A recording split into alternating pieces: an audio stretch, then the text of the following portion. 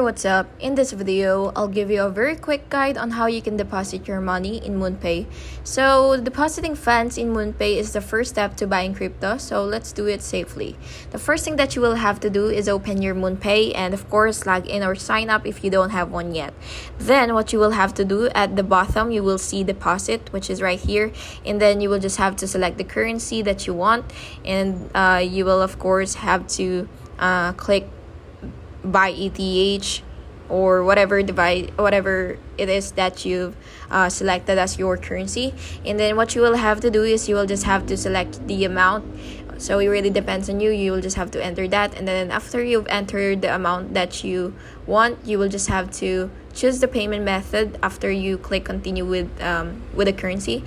So the payment methods are either the debit card, Apple Pay, or bank transfer or whatsoever. It really depends on the version that you have.